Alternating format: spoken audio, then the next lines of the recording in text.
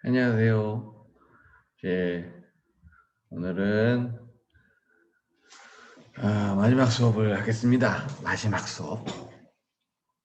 예, 오늘이 7주차죠. 그래서 오늘 수업하고 8주차에는 중간 시험을 볼 겁니다.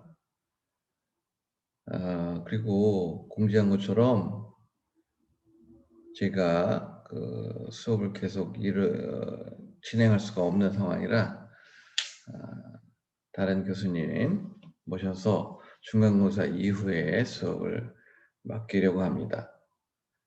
중간고사 이후의 수업은 주로 지난번 그 추석 기간에 선생님이 한번 CCTV 가지고 설명한 게 있잖아요.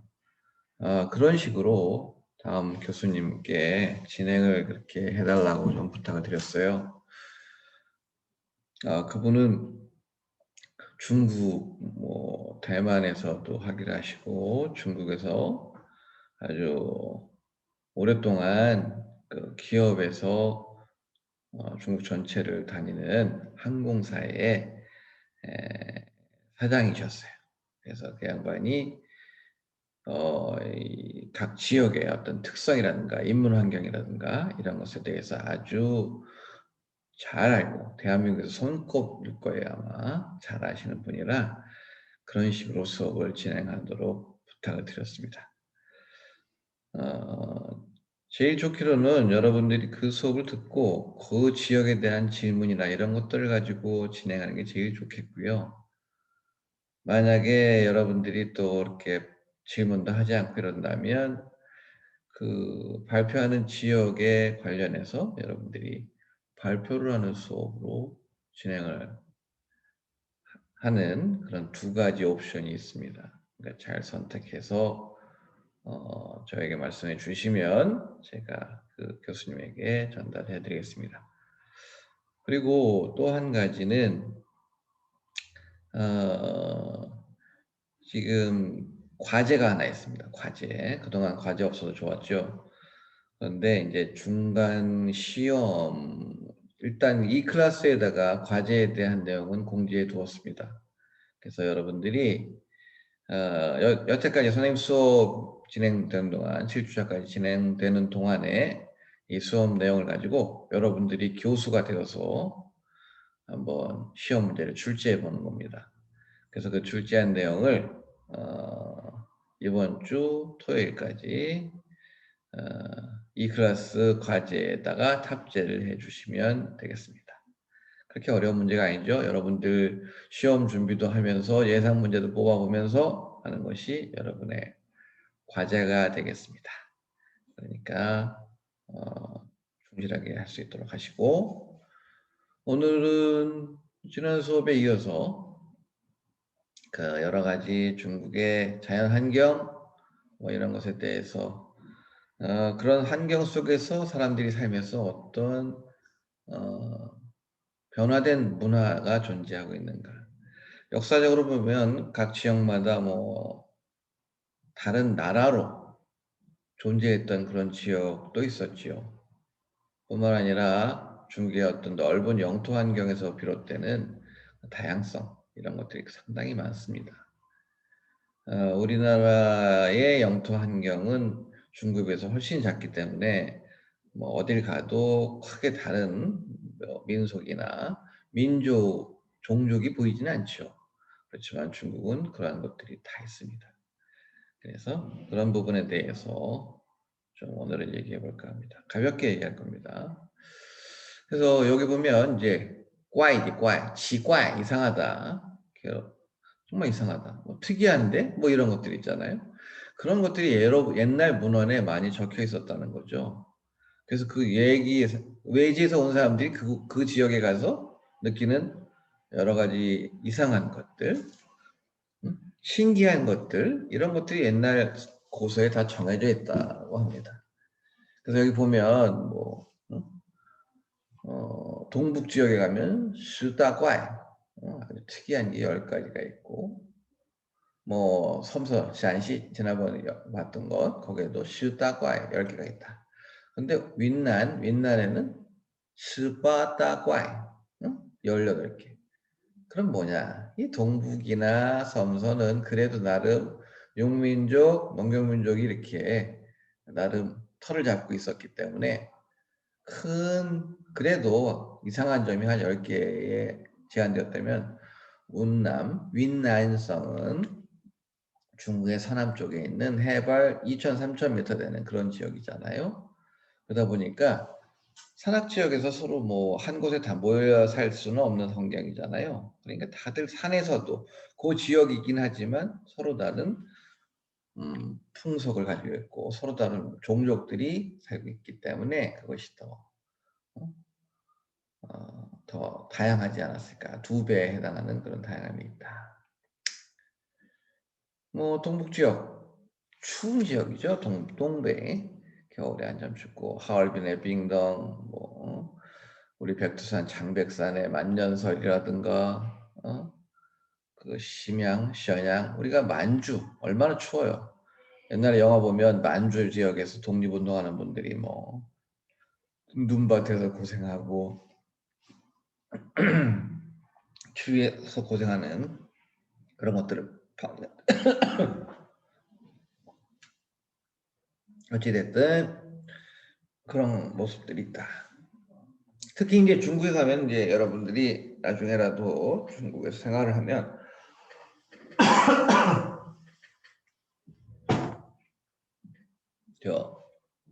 야 이거 뭐 방송으로 가면 NG인데 NG 갑자기 기침해서 sorry. 동북 지역 우리나라에는 온돌이 있죠. 온돌. 중국에는 어딜 가도 온돌이 있을까요? 온돌방? 없습니다. 특히 뭐 상해, 샹하이 같은 데는 1월 평균 기온이 1도 이상이에요. 0도 이상이죠. 그러다 보니까 얼음이 얼지 않습니다. 그런 지역에서는 그렇게 방바닥에 구들장을 놔서 따뜻하게 보온에 대해서 별로 신경을 안 씁니다. 하물며 뭐 윈난, 운남성이나 광동 이런 데는 전혀 그런 걸 하지 않죠. 그런데 이런 중국 사람들이 동북 지역에 가면 방바닥이 따뜻하단 말이야. 이게 뭐지? 신기하게 느껴지는 거죠. 그래서 그쪽 사람들은 그래도 나름대로 방바닥에 이렇게 앉는 그런 생활들을 할 수 있는데 중국의 대부분의 지역 사람들은 이런 리픽 생활을 하게 됩니다. 그래서 집에도 신발을 신고 들어가고 이렇습니다. 그러니까 우리하고는 좀 다른 모습들이죠. 그러니까 동북 지역은 어떻게 보면 우리와 약간 비슷한 그런 문화를 볼 수 있다고 할 수 있어요. 그리고 밑에 보면 쏜차이가 있죠. 쏜차이가 뭔지 알아요? 이 중국집에 가면 뭐 우리 노란무하고 그 양파 주잖아요. 그리고 춘장하고 주잖아요. 그거 말고 이렇게 조금 뭐 괜찮은 집이랄까 이렇게 약간 뭐 무 말린 것처럼 오돌오돌한 그런 약간 아삭아삭한 그런 것들을 줍니다. 그게 바로 쏜차이예요. 쏜차이. 동북 사람들이 겨울에 이제 야채가 없으니까 그것들을 말려서 나중에 겨울에 물에 불려서 양념을 해서 먹는 그런 것입니다. 또 동북 지역에는 뭐 인삼, 뭐 우리나라의 한국의 인삼이 유명한 것처럼 백두산의 인삼, 그다음에 뭐 단비, 가주, 오람초 뭐 그런 게 있습니다. 그래서 뭐 또 이 해발 이런 높은 지역에는 여러 가지 다른 게 있는데 운남성 봅시다. 운남성 하면 경치가 아주 수려한 것으로 유명하죠. 윈난. 그래서 뭐 시수항반나 뭐 딸이 대리석 할 때 그 대리가 여기입니다. 그다음에 뭐 비림 뭐 여러 가지 뭐 신기한 그 지형과 요즘에는 또 이 뭐 워낙 산악 지역이니까 송이버섯 이런 게 아주 흔하게 나옵니다. 여기에서 보이차가 나오죠. 운남에서. 그래서 그걸 가지고 산악 지역으로 옮겨가서 티벳이나 이런 지역으로 가서 교역을 하는 뭐 이런 지역이죠. 상당히 좀 일반 중원 지역에서 볼 때는 신기하다는 거예요. 왜? 산을 뚫어서 기차가 있으니까 기차가 계속 올라갈 수가 없잖아요. 지그재그로 산으로 올라가니까 빨리 갈 수가 없는 거죠. 가다가는 다시 방향을 바꿔야 되니까. 그래서 여기는 기차보다 자동차가 더 빠르다. 응? 이런 얘기도 하고요. 응? 그다음에 성림, 시리, 석. 돌이 그러니까 바위가 숲을 이루고 있다. 그러니까 바위가 아예 그냥 봉우리로 있는 것이 아니라 그런 봉우리 같은 돌들이 퍼져서 나와 있는 그런 것들이라고 볼 수 있죠. 그래서 기둥같이 하늘을 찌르는 것도 있고 어?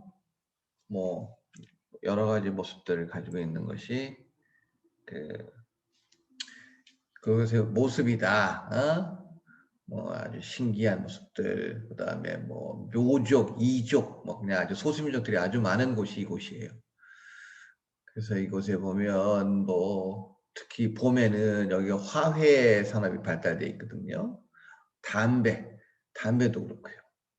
그 담배나 이런 것들이 많이 키워지는 곳은 뭐야? 들판이니까 또 메뚜기 이런 게 많잖아. 그런 것들도 또 먹는단 말이야. 그래서 뭐야? 세 마리 모기는 요리 안 해요. 산즈 원스 이판 사이. 그러니까 그런 그 곤충류나 이런 것들을 가지고 요리를 먹는 그런 특이한 것도 있다. 나와 있죠. 담배, 화훼 이런 것이 여기 아주 유명하다. 살림이 무성하고 곤충이 많고 메뚜기 안주. 우리도 옛날에 여러분들 못 먹어봤나요? 선생님은 어렸을 때 그 메뚜기 안주로 어른들이 드시는 것 옆에서 먹어본 적도 있습니다. 맛있어요. 그래서 이런 것들, 뭐 대나무로 뭐 술을 만들고 뭐 이런 것들이 그 지역적 특색이라고 볼 수 있겠죠. 또 운남의 말시장, 말이 이제 많이 왜 운남성에서 저쪽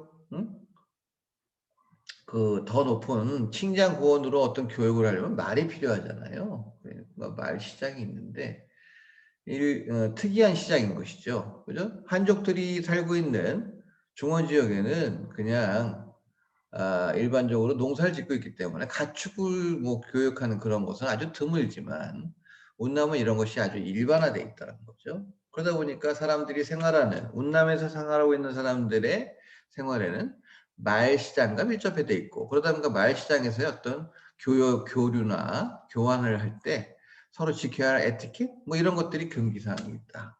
어?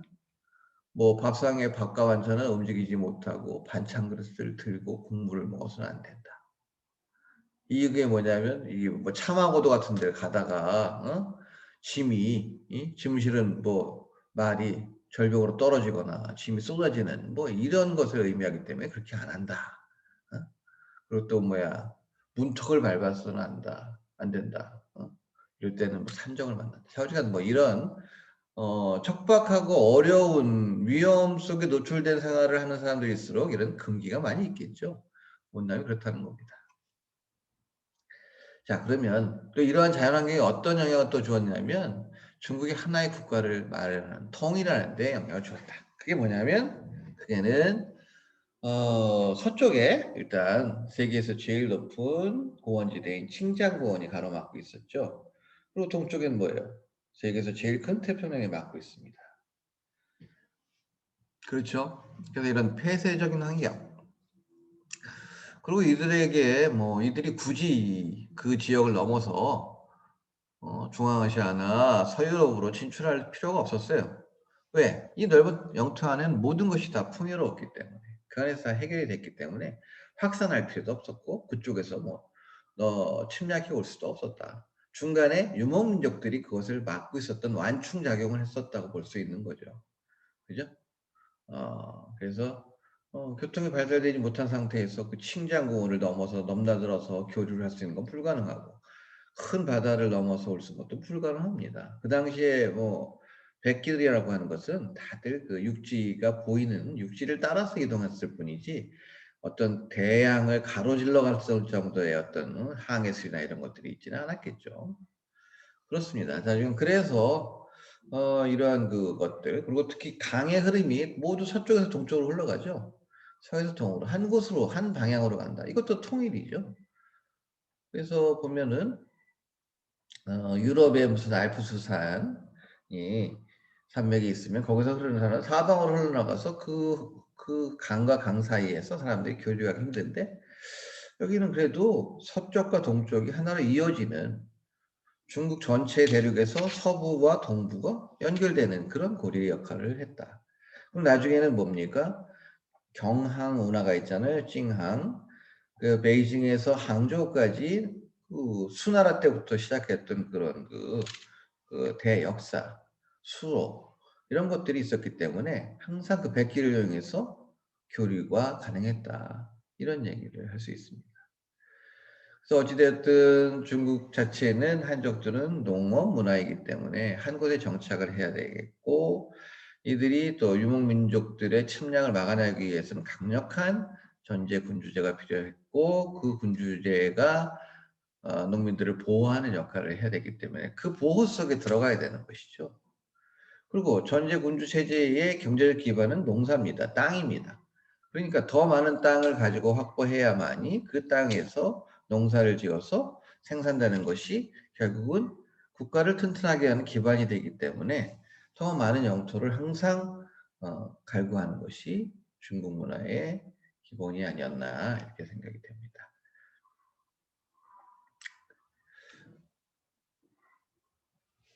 그다음 이제 보면 이제 뭐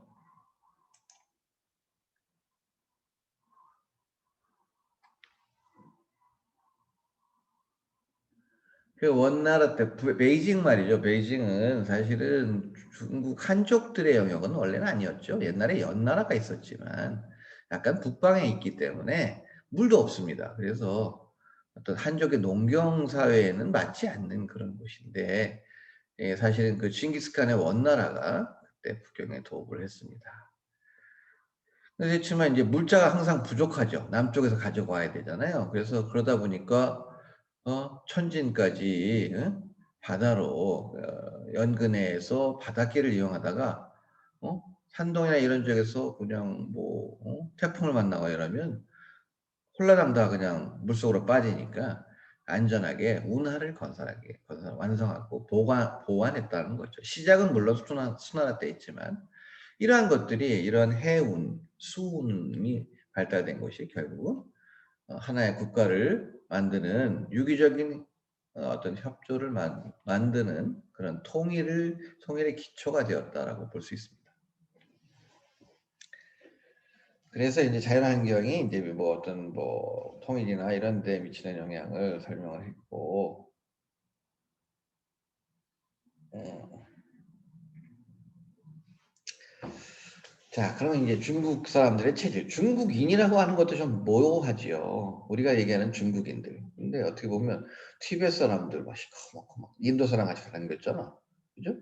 그다음에 신지양 사람들은 그쪽 사람들은 유럽 사람처럼 생겼어요. 터키 이런 쪽으로 생겼죠.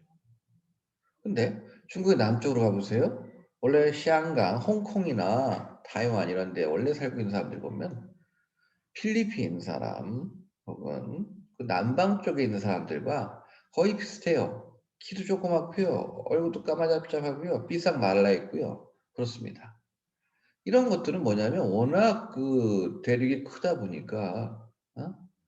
먹고 사는 것, 자연환경의 차이 이러다 보니까 인종의 어떤 그 변화도 볼 수 있다. 그래서 일반적으로 남방에는 키가 작고 북방에는 키가 크다. 뭐 옛날에 뭐 구척 장신이 있고 뭐 어쩌고 이런 사람들은 다 북방 사람들이에요. 농구 선수 야오밍 이런 사람들 다 북쪽이야. 관우 이런 사람들 다 산서성, 샨시 뭐 이런 장 황하 그쪽 유역이나 그 북쪽에 있는 사람들이 키가 크고 기골이 장대합니다. 근데 남방 사람들은 좀 약간 필리핀계나 이런 동남아시아 쪽 사람들로 생각하면 큰 무리가 없다. 그래서 소수민족 가운데서도 기골이 장대한 사람들은 서북 지역. 서북 지역은 뭐야? 터키, 돌궐, 터키족이에요. 터키, 투르크메니스탄. 이러다 보니까 이 사람들은 서구식 서구 체형을 가지고 있었다. 그리고 제일 작은 지역은 화남 지역. 화난 지역 어디야? 해남도 하이난다오, 그죠? 광동, 광시 이런 지역에 주로 사람들이 키가 작고 왜소하다. 뭐 먹는 것, 그다음에 일조량, 뭐 이런 것들이 다 영향을 미칠 겁니다. 그래서 보면은 사람들이 보면 중국에서 이렇게 중국말 잘 더듬거리잖아요. 그러면 당신은 어느 나라 사람이야? 우리나라의 경우에 뭐 혀가 좀 짧다 그러면 일본 사람인가? 뭐 좀 지저분하고 시끄럽고 그러면 중국 사람인가? 이렇게 하잖아요. 그 밖에 사람들은 한국 사람이죠. 그 밖에 외모로 다 나타나잖아요.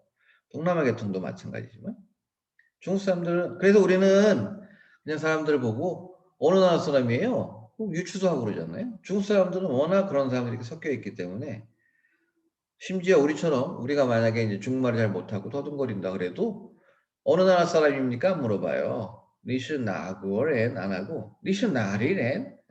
나 알다? 어디서 왔어? 이렇게 얘기하는 거예요. 생긴 것도 다 다양하고 다양한 인종이 있습니다. 중국말 못하는 중국 사람 많아요. 중국인. 그러니까 그렇게 이해를 하면 좋겠습니다. 그래서 음식물 같은 경우 어떤 골격, 어떤 체격이 다른 이유, 북방은 밀가루, 고기, 그죠? 북쪽에 유제품 이런 것들이 많아. 밀가루는 단백질이 많대. 남방은 잎살. 응? 여기는 단백질 함량이 적대네. 그러니까 빵 먹지 말고 쌀을 먹어요, 여러분. 몇 시이나 맞나? 모르겠어. 그거는. 기후, 북방은 일조 시간이 길고 온도가 낮고 건조하다.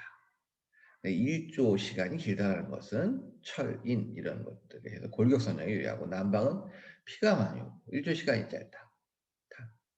그래서 영양소 수치도 불리하다. 뭐 그런 얘기를 합니다. 그다음에 뭐 어제부터 옛날부터 그렇게 되어 왔고 황하 중하류 남성의 키는 165cm, 복권 절강은 162cm. 그러니까 황하가 장강 유역보다 더 키가 크다. 이러다 보니까 어디 출신인 사람들이 어떤 직업을 가요? 키가 크면 농구하겠지, 그죠? 운동으로 보면. 스포츠 선수는 북쪽에 출신이 많다. 남쪽 사람들, 발레, 그죠? 키 조그맣고 날씬하고 이런 사람들, 이런 사람들이 그런 거 하는 거지. 그러니까 북광 사람들이 힘이 있고 달리기 있고 뭐 이런 스포츠를 잘하면 광서 강동에서는 아주 짧고 작고 민첩한 그런 것들, 단거리 달리기, 수상운동 이런 것들, 기술 종목을 잘한다. 체조 이런 것들을 잘한다. 발리르나의 남자 주인공 이런 사람들은 덩치가 크고 힘이 좋아야 들었다 놨다 할 거 아니야. 그러니까 북방 사람들이 많고, 그죠? 여자 주인공은 남쪽 출신의 여자가 많다. 재밌죠? 이런 차이들도 볼 수 있다. 그리고 뭐 최근에 뭐 새로운 현대화에 대한 현대적인 어떤 직업 부분을 볼 때는 키도 크고 이런 사람들이 북방 출신이 많기 때문에 눈에 다 째져 있잖아. 중국 모델로 나간 사람들, 키 큰 사람들. 뭐야, 이 째진 거. 몽골, 북쪽이라는 거죠. 남쪽 같지 않아요. 그래서 그런 차이가 있다. 그래서 뭐 그럼에도 불구하고 이제 한족들은 어떠냐? 키는 뭐 적당한 키고 피부는 황색 피부다. 검고 굳은 머리, 넓은 이마, 갈색 눈동자, 뭐 보통 코, 평범한 얼굴, 광대뼈 조금 튀어나오고 입술도 적당하고 뭐 그런 게 이제 원래 오리지널 중국 사람이라고 할 수 있겠지. 북방 사람 여러분이 관상 보고 이게 북방이나 남방이나 할 건 없지만 그래도 북방 사람들의 특징은 뭐냐? 피부색이었다. 밝다. 하얗다는 거죠. 그죠? 그리고 눈꺼풀이 두껍다. 눈이 가늘다. 몽골과 비슷하다. 남쪽은 피부색이 짙다. 좀 색깔이 그렇다는 거고 코가 넓고 콧등 연골이 위로 살짝 올라간다. 남방 사람들이 코가 좀 이렇게 들창 코 같잖아요. 그런 것들이 있다라는 거죠. 그다음 뭐 북쪽 사람들이 뭐 코도 좀 넓고 높고 그렇습니다. 뭐 코카서스 인종인가요? 그 서양의 코 높은 이유가 무슨 습도 겨울에 그런 것들 받아들이는 그런 목 용도 때문에 적응이 되어서 코가 높아졌다 그런 얘기를 하고 있어요. 그러니까 콧구멍이 큰 것은 찬 공기를 많이 흡수하고 체온을 조절하기 위한 것. 여기 어디? 입술이 두꺼운데 열 확산에 유리하다. 아우 뭐 너무 뭐 디테일한 거 넘어갑시다. 그래서 뭐 머리 길이, 머리 너비, 이마 너비, 코 높이 뭐 이런 걸로 이제 구분하나 봐요. 여러분 심심하면 보시고 구분해 보세요. 알겠죠? 그다음 이제 사회 환경의 차이가 뭐가 있느냐. 아까 잠깐 얘기했지만 북쪽은 주로 뭐야 말 달리고 전쟁하고 무슨 정치, 군사 이런 것들이 중심이었다면 남쪽은 뭐예요? 어? 위미즈시양 어? 물고기와 쌀이 풍부한 그런 아주 풍부한 곳 이런 얘기를 하잖아요. 그래서 북방은 정치 군사, 남방은 경제다. 남방의 그런 경제를 바탕으로 북방의 정치 세력의 기반이 되었다. 전쟁이 그래서 북방에 주로 많이 났다는 거예요. 어? 유일하게 남방에서 난 게 그 삼국시대의 그 격벽대전이 유일하게 남방에서 난 큰 전쟁이에요. 대부분이 다 북쪽에서 일어났죠. 예, 그렇습니다. 그래서 그 주로 유목민의 침략에 그것을 막아내려고는 한족들의 그러니까 유목 문화와 농경 문화의 충돌. 때로는 농경 문화 안에서 또 서로 분열되었다가 삼국시대처럼 분열되다가 다시 통일되는 그런 전쟁들이 대부분이 다 중국의 황하 유역에서 일어났다. 그 지역이 세상의 중심이기 때문에 그 중원을 차지하는 자가 세상의 주인이다. 그 중원의 주인이 바로 천자이다. 그런 사상을 예로부터 갖고 있었기 때문에 항상 그곳을 점령하고 뺏으려고 했지. 저 남쪽은 별로 중요하게 여기지 않았다라는 거예요.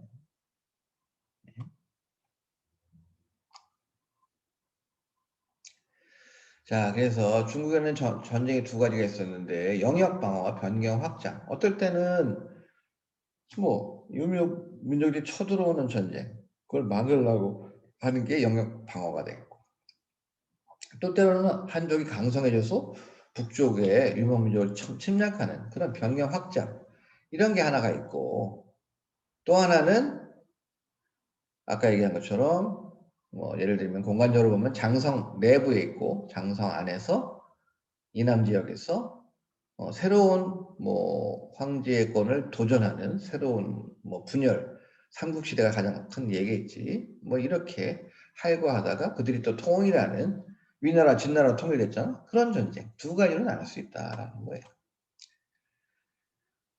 네, 그렇습니다.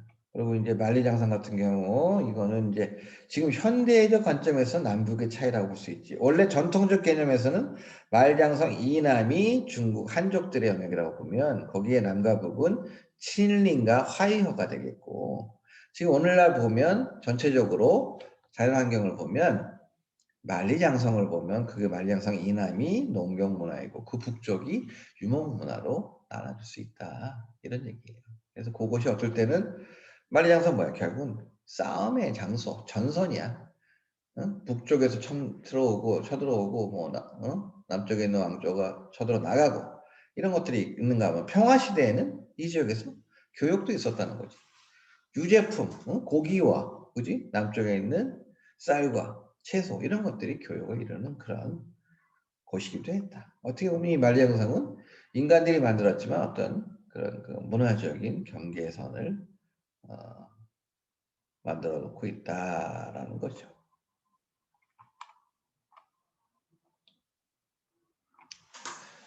그래서 뭐 분열 상태에 있을 때 제후들이 하이거, 견병, 패권 형태를 통해 전국적 통일을 위해 빈번히 전쟁이 발생되었다. 또 이들이 또 견병 통일 전쟁 이런 것들이 주로 일어났는데 원인이 뭐냐? 주로 교통 중심지를 확보하려고 했다. 근데 수로보다는 어찌되었든 말, 요새 이런 데를 확보하려고 했겠죠. 중원은 동서남북으로 모두 있다 있는 전략적 중심. 그치? 중국의 정가운데다. 그래서 중원 지역을 차지하려고 난리들을 쳤다.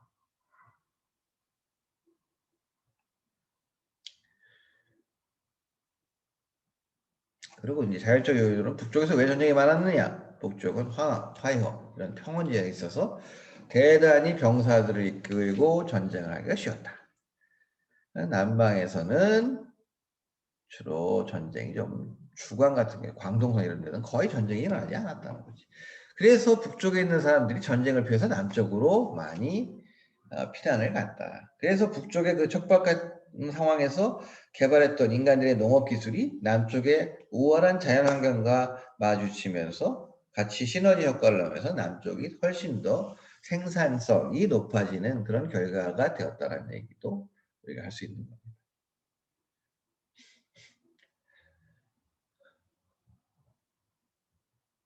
자, 남경과 항주, 난징, 항저우는 남방의 수도로서 군사 전략가들이 노리는 주요 도시.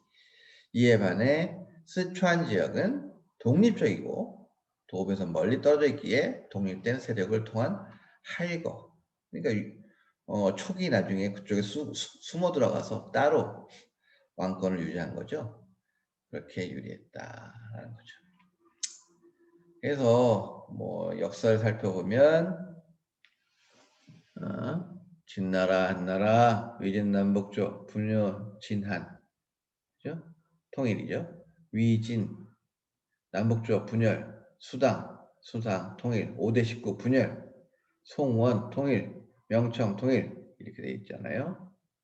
그래서 이 싸움터는 점차적으로 남방으로 확대되었다. 그렇지만 원래 오리지널 전쟁터는 황하유역이었다. 맨날 낙양이 불탔다.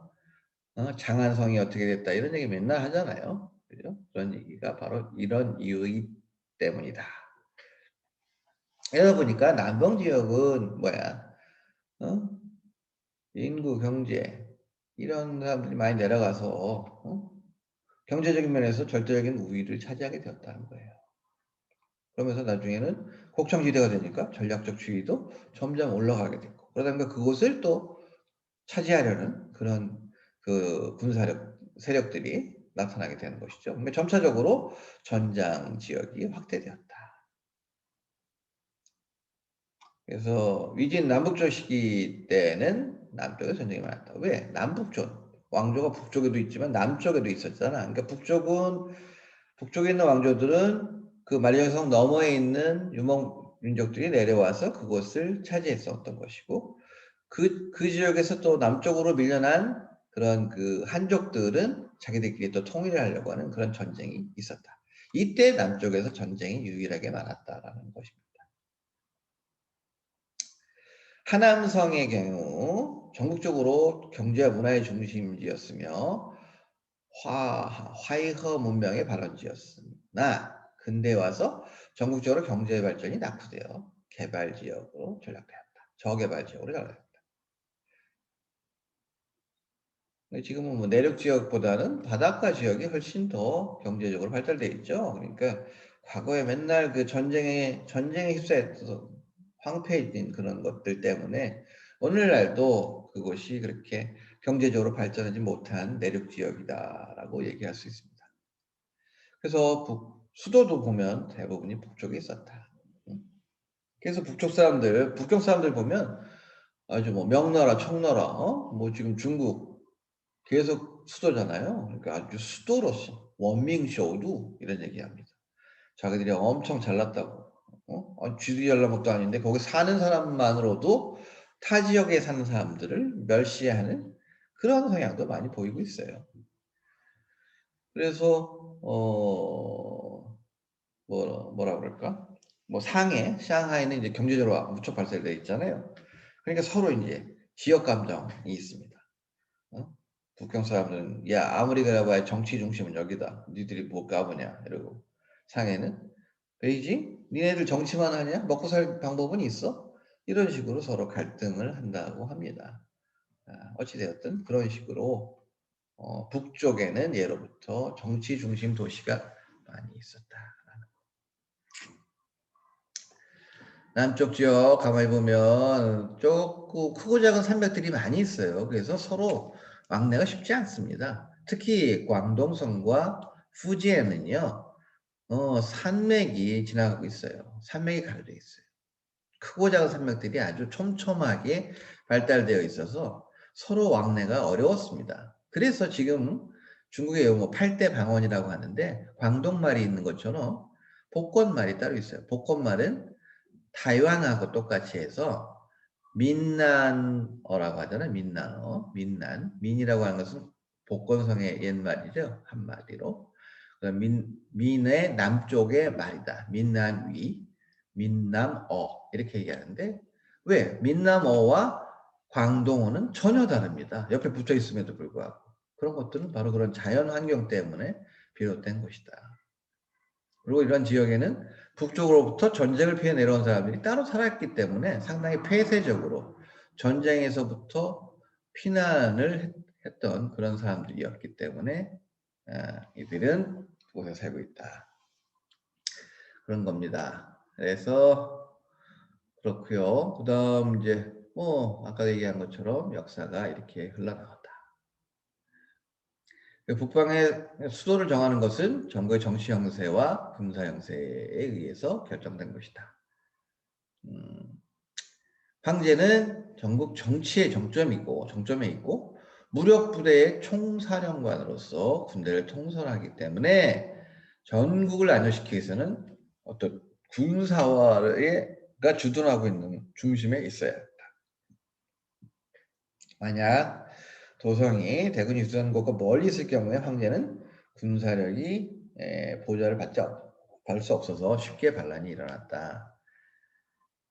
그렇다는 겁니다. 유일하게 남쪽이 이겼던 건 적벽대전이었다. 그래서 지금도 유명한 전쟁으로 항상 나오는 게 그겁니다. 적벽대전. 그래서 전략적으로도 남북을 통일하는 힘은 북방에 더 있었다. 진시황의 통일. 그 다음 한나라의 우방과 초나라의 항우가 결국은 항우가 졌죠. 유방이 이겼습니다. 북방 세력이었습니다. 유방이. 항우는 저 오나라죠. 저쪽 항해나 강소 절강성 사람입니다. 그죠? 그 다음에 삼국시대 진나라 진 이건 북방 세력이고 촉은 스촨 그죠? 사천성 유비의 나라 남방 그 다음에 뭐예요? 오나라 이런 것 남쪽이기 때문에 북방이 통일을 했다. 수나라가 통일하고 이 사람들은 샨시성에 삽니다. 거기를 중심으로 했다. 그 다음 하북성의 조광현, 송나라죠. 몽고, 쿠빌라이 칸, 원나라를 만든 것, 그 다음에 청나라, 다 이런 것들이 공산당 이런 것들이 다 북방의 어떤 정치 중심의 그런 그 체질을 보여주고 있다. 남방 전쟁이 별로 없고 경제 발전이 됐다. 개혁개방 이후에도 이 바닷길을 이용해서 외부 자본들을 가장 먼저 받아들여서 지금도 가장 잘 사는 그런 지역이 바로 이 지역이라고 볼 수 있는 거죠. 상해, 상하이, 그죠? 후지엔 북쪽에는 몇 개 주요 도시 말고는 대부분 남쪽에 있는 도시들이 다 잘 산다. 어? 왜 그럼 여기가 잘 사냐? 응? 인구 분포 중심이 서서히 전쟁을 피해서 남쪽으로 많이 내려갔다. 사람 살기 좋은 곳으로 가게 되겠죠. 경제 중심이 되었다. 북방에서의 밭농사 중심은 생산력이 사실 낮았지만 남쪽에는 물이 풍부했기 때문에 물을 가지고 생산력 높은 벼생산이라든가 이런 것들을 잘해서 노동 생산성을 높였고 또 자연재해에 대비하는 그런 기술도 많이 발전이 되었다.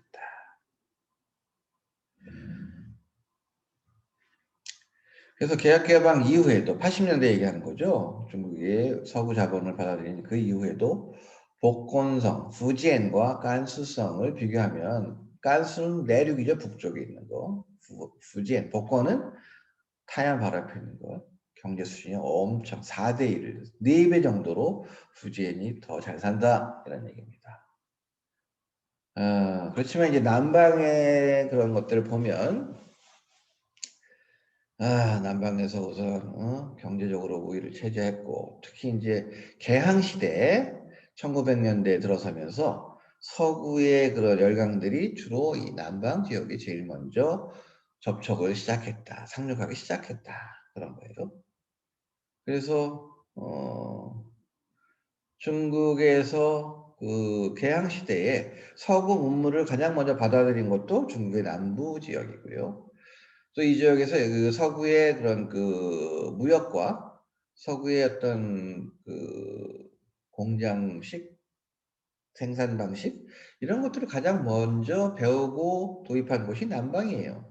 그래서 그런 지역에서 돈을 많이 번 사람들의 자식들이 일찌감치 서구에 유학을 가서 공부를 하고 들어온 그런 사람도 많고요. 서구 선교사들이 가장 먼저 들어온 것도 이 중국의 남쪽 지역입니다. 그래서 서구 문화가 가장 먼저 상륙한 곳은 남쪽. 그러니까 그런 서구의 사상과 교육 이런 것들을 가장 먼저 받아들이는 것도 바로 남쪽이라고 볼 수 있는 거죠. 그래서 우리 들어봤죠? 캉유웨이, 양치차오 이런 그 당시에 근대의 어떤 사상가들 이런 사람들이 어떤 황제, 전제군 주제를 그만두고 새로운 어떤 정치 개혁을 추구했던 사람들, 이런 사람들 모두 다 광동성 출신입니다. 그다음에 손문, 그 유명한 손중산 이 사람도 마찬가지로 광동성 사람이에요. 의사였잖아요. 서구식 교육을 받은 사람들입니다. 그리고 80년대 이후에 개혁개방에 4대 경제특구, 그죠? 처음에 배웠잖아요. 션전, 주하이, 샨토, 샤먼 다 광동과 복건성에 있습니다. 이런 것들을 볼 때 중국의 남쪽이 역대 역사적으로 계속 경제 발전을 유지해 왔다라고 볼 수 있습니다. 남쪽의 도로변에는 광고가 많고 북쪽의 도로에는 구호가 많다. 뭐 3대 전면을 해서 뭐 부패를 척결하자 뭐 이런 것들 다 북쪽에 있고요. 남쪽에는 어, 뭐 화장품 광고라든가 자동차 광고 이런 것들이 많다. 북방에는 야 너 뭐야 공무원이야 뭐야 사회적 지위가 어떻게 이런 것들 중요하지만 남쪽에는 너 잘 사냐 돈 많냐 뭐 이런 것들을 얘기합니다. 베이징장 주의, 광동장 셔이 북경 사람들은 무슨 주의냐 너 사회주의냐 경제주의냐 사회 뭐 이런 이념을 얘기한다면 광동 사람들은 사업 비즈니스를 얘기합니다. 이런 거죠. 북경에는 결정하고 광동에서는 효율을 만들어낸다. 뭐 이런 얘기가 있습니다. 그래서 남쪽에서는 특히 80년대 이후 개혁 개방에는 뭐 중국의 경제를 이끌어왔던 8, 90년대 경제 노동 집약 형산업이긴 하지만 어찌되었든 사회주의 경제 계획 경제 체제에서의 어떤 그 발전 정체 상황을 극복하는데 지대한 역할을 했던 것이 엔진 역할을 했던 것이 이 남방 경제이다. 물론 뭐 지금은 상해로 왔지만 거기도 남방이라고 할 수 있겠죠. 그래서 이런 이건 읽어보면 되겠죠. 그래서 지금 현재에도 북쪽과 남쪽 사람들의 어떤 그런 소비 패턴이라든가 지향하는 것, 돈 많이 벌었을 때 어떤 것에 제일 돈을 많이 쓰는가, 뭐 이런 것들, 명절이나 이런 데 전통을 숭상하느냐, 아니면 해외여행을 떠나냐, 뭐 이런 것들의 차이가 지금도 극명하게 나타나고 있다는 겁니다. 자, 그 밖에도 뭐 중국 전체적으로 뭐 조선족도 있고요, 티베트족도 있고요, 장족도 있고요, 묘족도 있고 많습니다. 이런 뭐 그런 다양한 족속들이 살고 있는 이런 곳에 이러한 다양한 족속들이 다양한 지역에 퍼져 있기 때문에 중국의 문화는 다양할 수밖에 없다라는 거예요. 그래서 이 뒤에는 뭐 각 지역의 특이한 혼인 제도라든가 뭐 이런 것들을 얘기하고 있습니다. 그래서 지금 결론적으로 현재적인 얘기를 좀 하자면 지금은 중국의 어떤 경제를 두고서 이제 또 나누기도 해요. 동중서 어디가 제일 잘할까요? 동부 연안 지역 바닷가를 끼고 있는 지역에 여러분들이 알고 있는 뭐 주요 도시들 칭다오, 옌타이, 뭐 주하이, 뭐 광동,香港, 뭐 후지엔, 샤먼 뭐 많잖아요, 그죠? 후조, 옌청, 닝보 이런 데가 다 바다를 끼고 있는 그게 동쪽 지역이야. 거기가 다 잘 삽니다. 중부 지역 우리 요즘 뭐 우한 그다음 뭐예요? 샨시 그다음에 후베이, 후난 이런 지역 중국의 중부 지역 어때요? 동부 지역보다는 못 살죠. 동부 황토 지역에 있는 지역이에요. 그래서 옛날에는 아주 중요한 군사 지역, 주요한 거점 지역, 요새 이런 것이라고 했고 육로의 중심이긴 합니다만 여태까지는 잘 발전하지 못했던 것은 사실이다. 동부 지역에 비해서. 그렇지만 최근에 뭐 1대1로라든가 철로를 뭐 고속철도로 연결되면서 상당하게 뒤늦게라도 지금 발전을 하고 있는 것이 중부 지역이고요. 서부 지역 어때? 산악 지역이고 사람 인구 밀도 낮고 소수민족 많이 살고 못 살겠죠. 뭐 그렇게 나눌 수 있습니다. 그래서 이렇게 3대 지역으로 나눌 수도 있고요. 좀 더 세분해서 7개로 나눌 수도 있습니다. 잘 사는데 바닷가 여기에요. 일단 상해 중심에 보면 장강 유역 지역, 장강 삼각주 지역, 상해, 강서, 절강 이런 지역이죠. 그다음에 동남연해 어디야? 광동, 홍콩, 마카오 있는 그런 광동, 복건, 하이난 이런 지역이죠. 잘 사는 곳이죠. 그 다음에 보하이, 발해잖아. 거기 와 베이징도 있고 티엔진도 있고 두 개의 직할시가 있잖아요. 하북선, 산동 이런 지역. 환발해 지역. 그죠? 그래서 바다로 따지면 상해를 중심으로 한 장강삼각주 지역, 북쪽에는 환발해 지역, 남쪽에는 주강삼각주 지역, 광동 송내기입니다. 곳곳은. 그 다음에 동북 지역은 어떻다고 그랬어요? 자원도 많고 그래서 사회주의 국가 초기 시기에는 여기다가 많은 공장들을 만들었지만 지금은 4차 산업혁명 시대고 첨단 기술 이런 것들이 들어와야 되기 때문에 확대된 공업시설을 갖고 있어서 좀 문제가 되고 있다. 그죠? 옛날에는 어떤 전략적으로 외부에서 전쟁이 일어나도 안전한 지역에다가 공장을 건설했기 때문에 그 지역을 했지만 실질적으로는 지금 현재에는 개혁개방 이후의 시대에는 발전이 노후화되어 있다. 이렇게 얘기할 수 있는 거죠. 그 다음에 중부 지역, 아까 얘기한 거. 지금 최근에 고속철도가 나아지고 이러면서 안휘, 후베이, 후난, 장시, 허난 이런 지역이 있고. 그 다음에 나머지 서남과 서북이겠지. 서남은 광시, 장족 자치족이에요. 광서성. 그 다음 구이조, 윈난, 시장, 여기 서남 지역이야. 여기 어때? 저 산악 지역이죠. 그다음에 서북 지역. 陕시를 얘기하지만 그다음에甘肃, 닝샤, 칭하이, 신장 이런 지역. 이런 지역으로 7대 경제 지역으로 나눌 수도 있다. 이런 얘기입니다. 자, 그래서 전체적으로 우리가 뭐 자연환경, 행정구역, 그다음에 그런 인문환경에 대해서 여기까지 마치고요.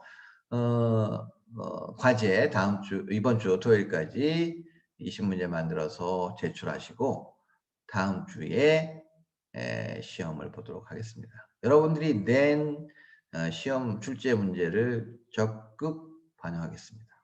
그래서 물론 뭐 말도 안 되는 거는 안 내겠지만 꽤 괜찮은 내용들을 여러분들한테 낼 테니까 시험 문제를 잘 내서 보내오도록 하십시오.